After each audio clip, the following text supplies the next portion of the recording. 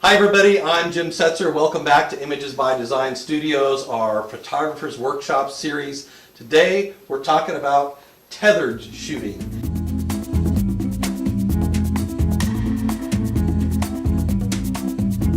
And I'm excited about this topic. I shoot tethered quite a lot these days, and we're going to kind of go through the how and the whys of tethered shooting with your camera.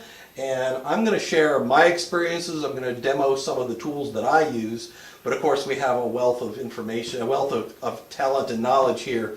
So if you've got a different tool that you might use for a similar kind of function and you want to share that with us, please go right ahead and do. Again, I put these PowerPoints together about an hour before people show up. So it's just me banging away and putting down whatever comes to my head in some kind of order, and so maybe it's not complete, but you guys can help me fill in the blanks. So topics always start with welcome and introductions. I'll ask everybody to give your name and a little bit about your photography. And let's see, for today, why don't you just say what kind of portable electronic device you carry around with you, whether it be an iPhone or an Android phone or an iPad or an Android tablet or whatever, something you can use in your day-to-day photography that you might be able to leverage in order to do tethered photography if and when the occasion arises. Does that sound fair? All right. Let's start with a new. Welcome. My name is Robert Hibbler, and welcome, Robert. Thank you very much. I have an MacBook that I use on rare occasions for tethered shooting. I've done a little practicing, so I'm here just to learn more about the topic. I haven't used it a lot, but I'm interested in it. Okay, fantastic. Welcome, Robert. Thank you. How about you, Michael? My name is Michael Schmidt, and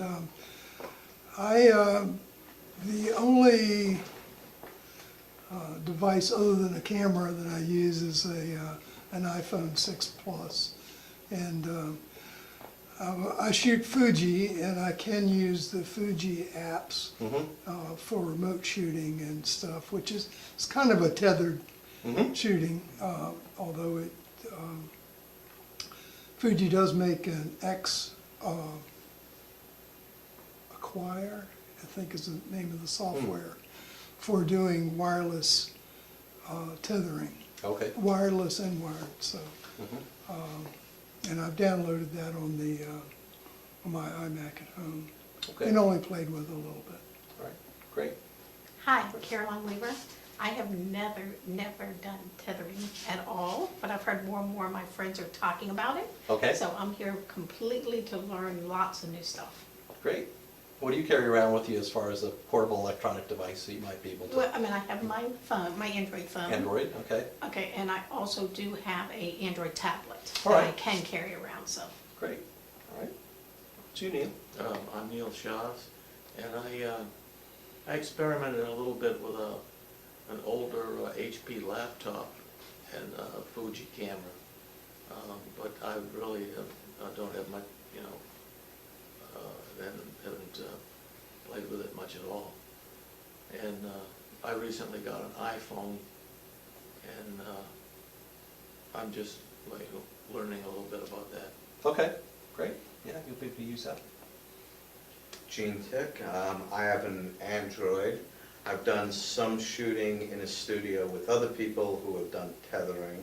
I have not really done a lot. I have a small laptop I carry, but again, shooting with other people and kind of following their lead, but never really doing it much on my own. All right. Great. Time to learn. Yeah, excellent. Okay, so this is what I put down as far as topics for the day. Talk about the controllers, the computers we all talked about there, different types of tethering, and then the rest of the day I'm going to throw caution to the wind. I'm going to try to do 4 different demos today. So live demos never go as planned, but these are tools that I use fairly often, so let's hope that at least the majority of them work relatively smoothly here while we're recording this thing. Fair enough? All right. So the controllers can be just about any computer can be used either with software that might have come with your camera, or software you can get free online, or other software that you probably already have, like Lightroom, to be able to tether and shoot your camera for different kinds of reasons. There's no one tethering software that does every kind of tethering really, really well. You almost have to have, like, I use 3 different programs, and we'll see really 4 different programs. You'll see all these in the demos. Sure, you could use a desktop computer if you had a fixed studio and a bunch of, and you did, like, product photography was your genre, or macro photography, where you really didn't need to move around. You didn't need the ability to go somewhere. But most of us use something like, some kind of laptop computer, like a MacBook, or I use, this is a Surface Pro. You can use any number of portable electronic devices, all those you can imagine, iPhones, iPads, and Android devices. BlackBerry. I'm only half kidding, because BlackBerry's trying to come back. They have a new Key 1, which is an Android-based, but it's got the physical keypad on it, which is some of us really miss.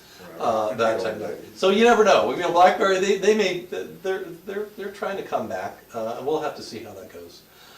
Now, there are dedicated controlling systems like Pluto triggers, and they have things like sound sensors and light sensors and motion sensors and contact switch sensors and things like that. But there's really just kind of shutter triggers. I don't really consider that tethering. I consider that just a specialized remote trigger. So I'm not going to talk about that today. We're going to focus on the things that we might be able to use to actually control the camera and use tethering for a number of other purposes. Okay. All right. So how can you tether your camera to any of these devices? Probably came with your camera, and if you've never used it, it's probably still in the plastic bag like this one. Every camera comes with some kind of USB cable, so there are a number of different kinds of micro USB connectors. This one happens to be a micro B connector, which is very common for Canon or for Nikon, to a standard USB port. And you can plug that into your camera, plug the other end into a laptop or a desktop computer, and you can connect that way. Some higher end SLR cameras actually have an Ethernet port on them. Which one, USB or Ethernet, is actually faster depends on a lot of things: the version of USB, the version of the speed of the Ethernet, a lot of factors. But you'll have to take a look at your particular camera setup to see what kind of tethering port you have and which is going to be the best, fastest interface to use. Some cameras have built-in Wi-Fi, or that you can plug in those ugly little dongles, little bricks that stick in the side. I have never had good luck with those. I was going to ask you that, because I tried the other day with one of them on one of my cameras, and it kept going in and out. Okay, I was like, okay, what's going on? And then my battery was just being eaten up. Oh yeah. Okay, so that's that. You just answered it without saying much. You answered my question. Yeah. They do have problems with those little things. I mean, it's nice, but I was right next to it, and it still kept dropping out. Yeah. And then I looked at my battery, and I'm like, thank God I carry extra batteries. I'm like, oh my God, here it goes. Battery's gone. Yeah. Okay, so it's not anything that I was doing, just eats it up. Now I heard rumors that Fuji's Wi-Fi tethering is actually pretty good and pretty stable. Would you say that's the case? Yeah, their Wi-Fi's in their cameras are good. Yeah. Not only for controlling the camera on using a phone, but also with a computer, a laptop, or a desktop. Yeah. It's So once it locks in, it's pretty good. So obviously it's possible. I don't know why Canon and Nikon and some of these other manufacturers can't get it right, because it's not like Wi-Fi is hard, right? We've been running our homes on Wi-Fi for years and years and years, pretty stably. I don't know why we can't get it to work in these devices, but shame on them for not spending a little bit better, more development money, bringing that feature to life, because it really is something that would save the SLR industry, because, or mirrorless or mirrored SLR industry, because if you could have this properly synced to your portable device, it would be as useful as the camera in your phone. You could post it immediately to social media and all the things that these devices are falling to the wayside because they're big and they're cumbersome and they're not real time. Shame on them. Anyway, that's a different story for a different day, but at the moment, the built-in Wi-Fi for most cameras is pretty poor.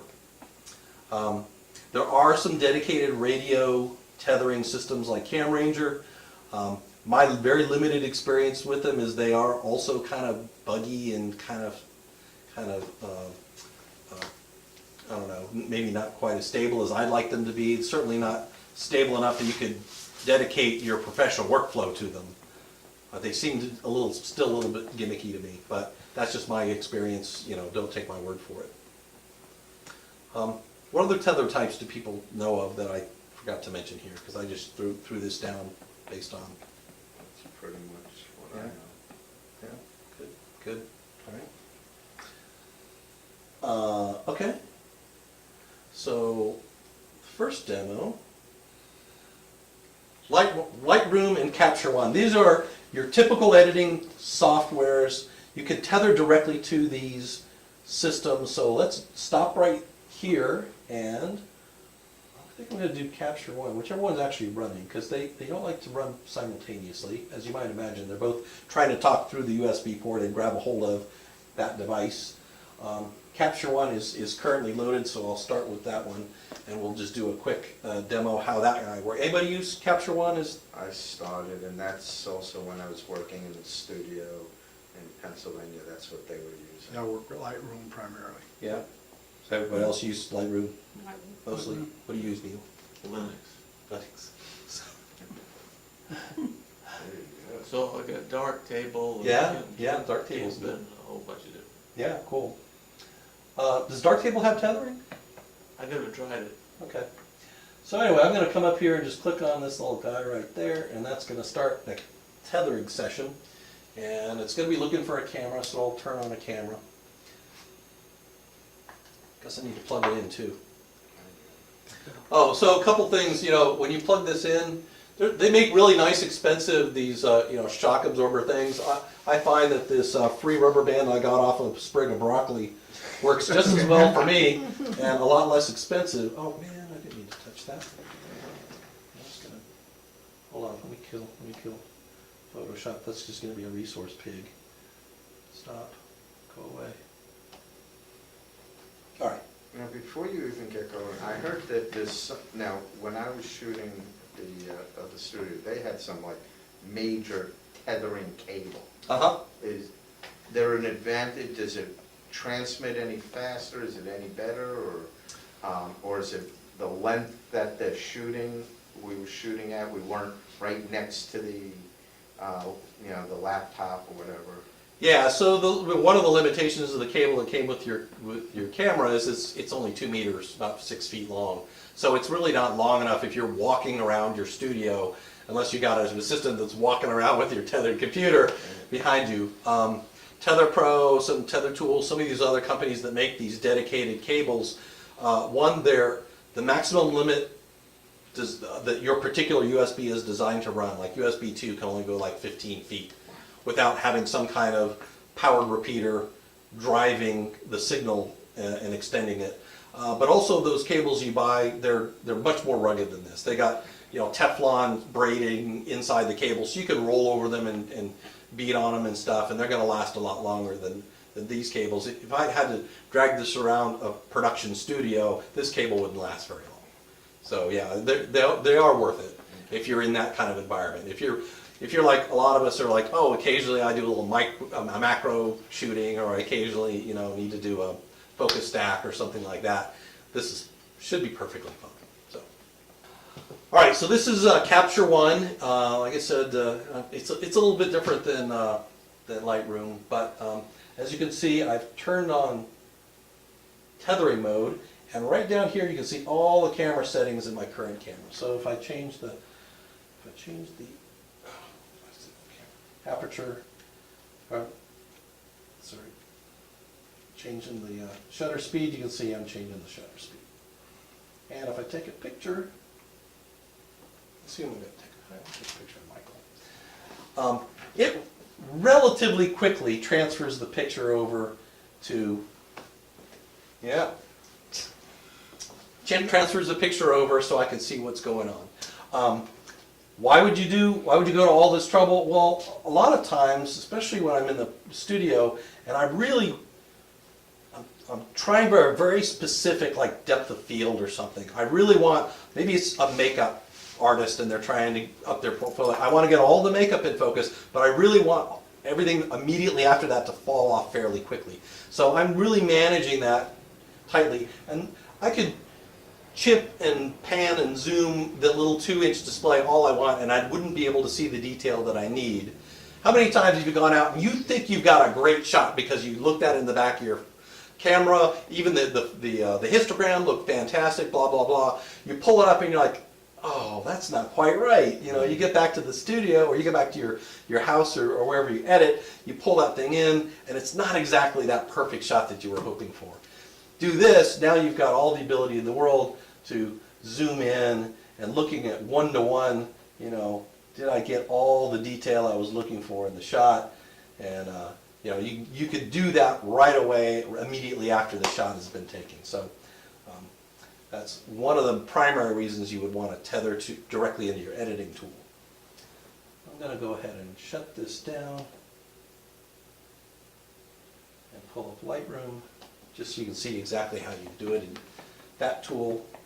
Do you have a preference of one over the other, Lightroom Capture? Well, you know, I've got, like all of us, I've got a lot more experience with Lightroom than Capture One, and, you know, CC subscription and all that kind of stuff. So I tend to use it, although you're going to see in a second, it's not nearly as close to real-time capturing. It takes a few more moments to be able to pull the image in. Okay. Gotcha. So in Lightroom, you can just go under File, and you'll find this little guy right here, Tethered Capture. Start Tethered Capture.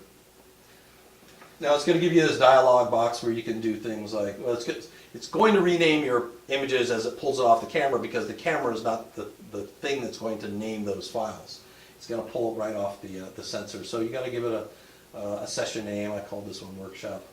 Let's start these at number 1. I've decided the destination is local here instead of across the Wi-Fi, just so it's not quite as, doesn't have that additional thing to slow it down. You can add metadata here. And it brings up this little floating toolbar. And come on, float. There you go. This little floating toolbar. And as you can see, it's got my camera settings in it. And come on, change. Come on, change. There it is. See, it's very laggy, right? And the only thing I can actually control with this toolbar is the actual shutter itself. I can actually click that button, or I can click the buttons there. And you can see it took a couple of seconds for that thing to transfer that over and have Lightroom do it. Is that that's a raw file too, right? It's raw. Mm-hmm. Yeah. And as you might be able to tell, I actually added a preset on the way in. So one of the things that using your editing tool for tethering can allow you to do is add a lot of the preliminary processing. If you want to do an auto exposure or any of the other things you can normally do in an import in Lightroom, you could create a preset here and apply that as you're tethered shooting. So that kind of, you know, helps you automate that workflow a little bit. So that's it. There's not much to those things. Like I said, they just kind of work with your existing editing tools. Let's go back to where did my did I shut down? I did a test the other day using my Fuji camera, and I tried the wireless method using the Acquire software, and if you shoot raw doing wireless, it took about 12 to 14 seconds Wow. for it to transfer the raw file wirelessly. Mm-hmm. So, but it's about 4 seconds with the wire. Yeah. It's a big difference. Yeah, big difference. And that's just, limitation of that Wi-Fi pairing that's going on, whatever radio it's your particular, would you know which radio series it uses? Is it G or N or AC? I don't know. Okay. A small pipe. If you have it in live view, is there a delay too? No, I mean, the lag, so it doesn't really matter when you're editing with Lightroom or, we'll see some lag later on, but what I just showed you, it doesn't really matter because as you see, those tools didn't have a live view on screen. You could still use the live view on the back of your camera because the only control that the Lightroom or Capture One takes over your camera itself is the ability to remotely click the shutter. Some other tools we're going to see next are actually going to take all control of the camera away. So things like live view are going to happen here on the computer side. And then you will see some lag because you're limited by the bandwidth of this cable as well. Okay, but back to that first demo one I just showed you with your editing tools. Like I said, bigger screens for viewing your images. It's just, even if you used your smartphone, you're going to have a much bigger display to be able to look around and see what's going on. Also, if you've got a nice Cinema HD or some other kind of color calibrated display, you're probably going to get better color reproduction than even what's on the back of your camera. But if you're out in the wild, your phone under bright sunlight's not going to be all that bright, so you may have to invest in hoods and other things. So there's that. In quotes, might be faster than using your onboard memory cards. If you have really, really slow memory cards and you happen to have very fast, say, Ethernet tethering, you might actually be able to capture faster. The math says you should be able to, but all those other things like Lightroom lag and all that stuff come into play. So we have to kind of play around with it yourself and see what sort of performance you get out of it. Now, the Fuji, I noticed, it had a choice of, it saves the image to your memory card and shoots it to the computer. Mm-hmm. That's interesting. So, Mm-hmm. and I thought I'd switched it just to the computer, but then later after I went and checked the memory card, the images were on there as well. So, Okay. so that may have slowed things down a little bit. Yeah, possibly. Something to play with. A big plus, immediate backup. So if you're shooting, it gives you one other place for your files to go. Like you were mentioning, it was going to your SD card or your memory card in your Fuji, but now another copy is going to a completely different device. Now you automatically have a backup.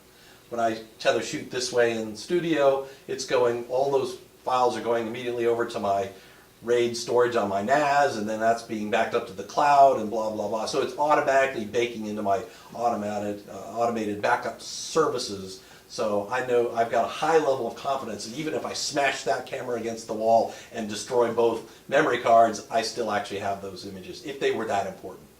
So that's something. Like I mentioned, you can automate some of your workflow. So you can add those filters, you can do some of your typical processing to add your unique look and feel to your images. That's kind of interesting. I'm hoping that someday I can make number 5 a reality, that I can actually create a workflow so efficient using that as my customers wrapped up their photo shoot, I could literally hand them their finished products. Now, sometimes we like to do a lot of dodging and burning and blemish removal and stuff like that, but for a lot of things, corporate headshots and those sorts of things, that stuff's not as important as actually timely delivery of products. I do a couple of events per year where the client uses the event as social media advertisement the day of. They want to have my images on Facebook, on Instagram within the hour. And so I'll use these methods along with, broadband connectivity and some help from some other people to get that stuff pretty close to live. Almost as fast as you could do it with your smartphone, but with the, all the features and benefits of a full-blown camera system. So for this next demo, we are going to connect the camera to a tablet, and let's hope this all works. So let's suppose pretend I'm out in the field, so I've got, maybe this is my smartphone, or it's a small tablet, or maybe I've got your, no, so here you go. Here's the cable that came with your camera, and you notice there's no place to plug it in. The next thing you're going to need, if you're going to do tethering to any kind of tablet, is something called an OTG cable, an on-the-go cable. Why in the world do you need this sort of thing? Well, it's because all these portable electronic devices, the cables that came with them, are designed that you can plug it into a computer and it becomes basically a giant flash drive and you can transfer files back and forth. In other words, on the USB cable, the transmit pin goes to the receive on the other end, the receive goes to the transmit on this end. So the cable pins swap in the connector here. You have to undo that if you want to talk to it. So one of the things that on-the-go cable does, let me use this one. On-the-go cable does, well, first it changes the connector type so you can physically plug it in, but also it's inside here, it's swapping transmit and receive so that these things can talk to each other. This happens to be a USB Type 3 wide connector. Let's see, what other kinds do I got around here? Here's one that doesn't have a wire at all, it's just a little module. It came with a phone. So they're cheap, you can get them on online all the time, or you can get them on Amazon. You can spend too much money at Best Buy if you want, but all right, I am going to turn on, oops.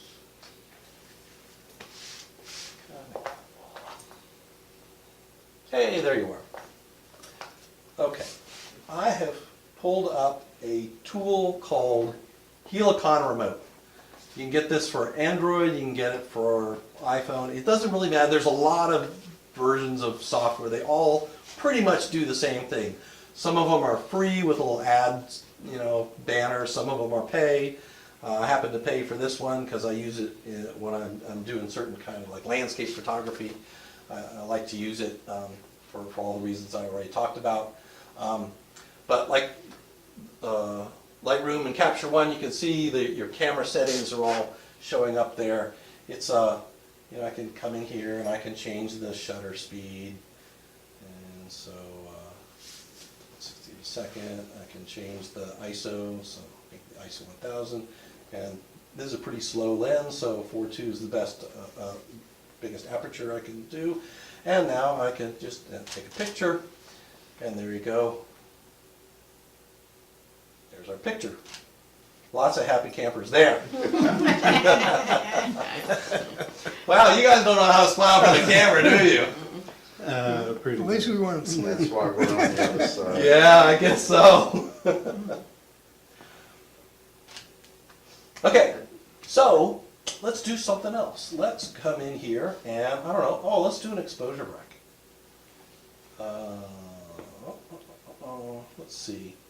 How about, let's do something simple. Just a three-shot exposure bracket, one stop. So one stop under, one stop over, whatever the camera settings are.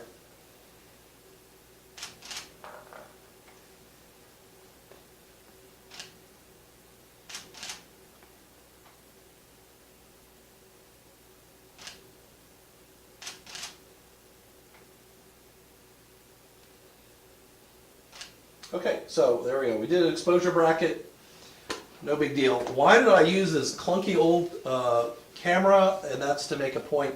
This camera does not do exposure bracketing. One of the other reasons you'd like to use tethering is you can add features to your camera that it never came with. So I can even come in here and do some pretty fancy bracketing. I can come in here and customize exactly how the bracketing is going to occur. I can even change the aperture settings from one exposure to the next, which I don't know of a camera that can do that internally. So you can add a lot of interesting features and functionalities to your camera if you're willing to connect it to a smartphone or some other kind of portable electronic device and be able to use those features to trigger your camera. And it's Halo, you say Halo? Oh, Helicon? Helicon. Yeah, Helicon Remote. And when I post this up on YouTube, I'll put links to all these tools. Okay. But it's not the only one out there. You could just go to your, your Play Store or iTunes or whatever, and just look for various tools. You know, everything's a little bit different. So, for instance, I could come in here and I could do a focus stack. Never could do a focus stack with, well, the only Nikon camera I know that does focus stacking internally is a D850. So that's a pretty top of the line camera for them. Any Canon shooters here? Fuji, Okay, does. so yeah, so what have Canon this. cameras does do Don't. focus stacking? I'm I not don't sure know. any of them do yet. So anyway, there's some features that you can add to your photography that are really nice and interesting that your camera doesn't do now that this can add to it. Here's another thing.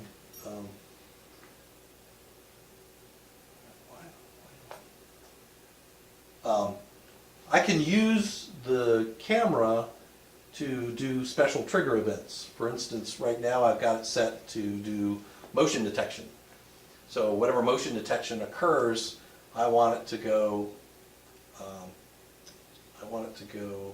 To my live view, and when I see motion in my frame, I want to take a picture.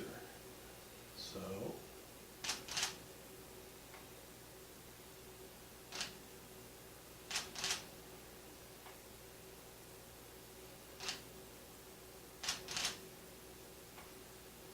And I think I had the exposure bracket still turned on, that's why it took Yeah, three pictures. that's what I was thinking.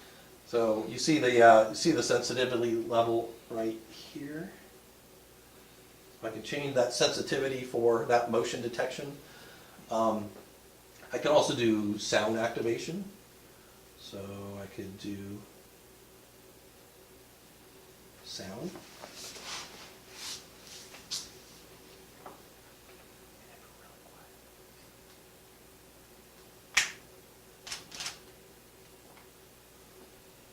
Kind of fun stuff. You notice it's a little bit laggy. So if you were going to use this, say, tomorrow or Wednesday to go take fireworks pictures, that particular mode where it's using live view to do it isn't going to work.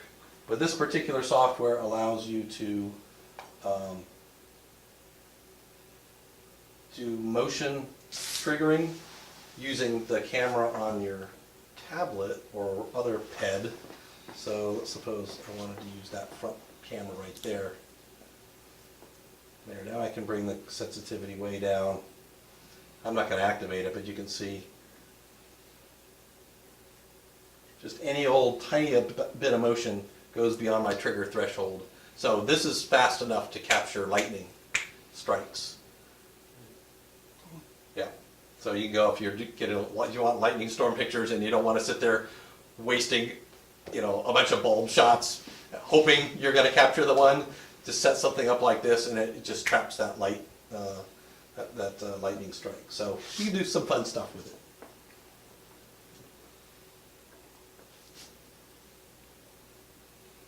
And Isn't that light because the shutter closes and then it has to open again for the exposure and close? well, it's a lot I hear of it clicking twice. yeah. Well, remember I had set up a bracketing. Bracket. So it was bracketing. It was giving me a bracket for every Series time of the shots. trigger went. But I mean, each individual exposure, when it's on live view, the mirror is up, right? That's right. So, but then it has to close and make the exposure and then open again. Right. So would the mirrorless camera not have that delay? It may not have that delay in it, but a lot of the delay is the delay of the USB cable, and it's just it can't get the full frame data, constant stream of data down this USB 1 or USB 2 cable fast enough for it to be able to respond to that. Where here you're basically using a different source, using a non-shuttered video camera in this guy as the triggering, as a firing source, and then all it has to do is send a trigger command to the camera. So that's why it's much faster that way. All right. So that was Helicon Remote. There's the name of it right there. And that's a paid software program. Yeah, you can run the non-paid version. You'll get an ag screen, and I think there's some banner ads. I mean, to me, it's plenty worthwhile. I think it's $10, right? So it's not like a lot of money. And it's a pretty stable platform. It doesn't work with every camera under the sun. You might want to check the list of supported cameras before paying money for it, or try out the trial version and see how well it works with your camera system, but it works with all my cameras really well. Like I said, I keep it on my phone, just, in case the opportunity arises, and I just keep an OTG cable in my bag. So it works out well. I don't have to worry that I'm lugging around a big tablet or something. So it does work with iPhone? Oh yeah, yeah. Got an iPhone version. I think it works even better. That's great. Okay, and then the last demo I wanted to share today, if you came to or saw my macro photography workshop I did a couple months ago, we use this tool called Digicam Control. And let me pull that up. This is going to work very much like Helicon, but it is a Windows-based program. So I use this quite a lot in the studio for doing focus stacking. I like the focus stack feature in here. This is an open source software package. If you like it, they just request a donation. So I need to plug this guy back in so he can recognize it. My OTG cable. Oh, that's not even an OTG cable. It's a computer. Duh. All right. So plugged it in. It spotted my camera. Even gave a good little picture of it. Yeah, I can go into live view and I can see your smiley faces again. I'm here to see you guys. I haven't seen you guys yet. Yeah.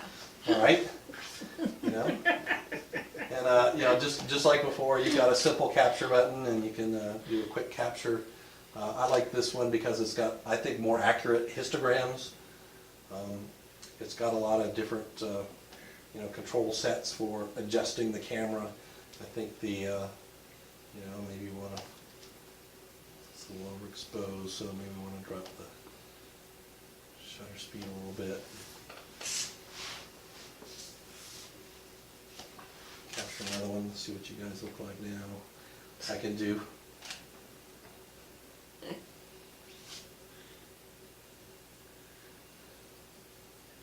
on.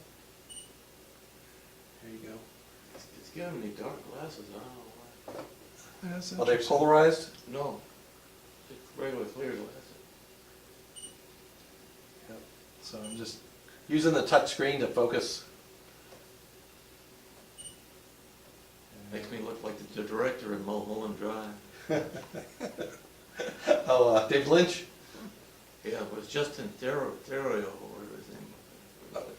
Oh, yeah. Oh, the actor that played the director in the movie. Got it. Okay. Yep. And we can do things. We can do the same kinds of things. We can do brackets. We can do focus stacks. I don't want to bore you with all that. It's basically the same kinds of controls as you did before. This is just a Windows-based tool versus a portable electronic device tool. It used to be that the portable electronic devices just didn't have the horsepower to do a lot of these kinds of features, but now more and more, you've got iPad Pro, and you've got that's really powerful on the tablet side. You've got these Surface Pros, which are practically I pulled the keyboard off and now it's a tablet, right? These things work pretty nice, and that's an i7 core processor, quad core processor in that thing. So it's a pretty powerful computer, yet it's as portable as most tablets are. So the lines are pretty blurring as far as these different kind of devices and what they're capable of. What you already probably own is plenty to do this kind of tethering work and come out and do things. So great. So that's the demos I had planned for tonight. I mean, I use them for, like I said, some of the work I do here in studio, whether it be product shots or, photo restoration or, other things that require me to do focus stacks or really, macro type work. I take that out whenever, I don't do a lot of landscape, but a lot of times when I do landscapes, I'll take these out because I want to be able to see one-to-one previews. Did I really get the shot? I don't ever shoot. I didn't focus at infinity. I like to bring it back a little bit because I really want to find something of interest and focus in that region So that's really hard to do on that little 2-inch screen, so I want to do that sort of work. And that's typically what I do tethering for. Occasionally I'll run into a situation where I want to do I don't know, a 7 or a 9 shot bracket, but the camera I happen to have only does 3 or 5. And I'm like, oh, okay, well I can just do that in software and just pull the thing out and plug it in and make it go. I've got a little bracket, where is it? It's not here. Well, it's one of them.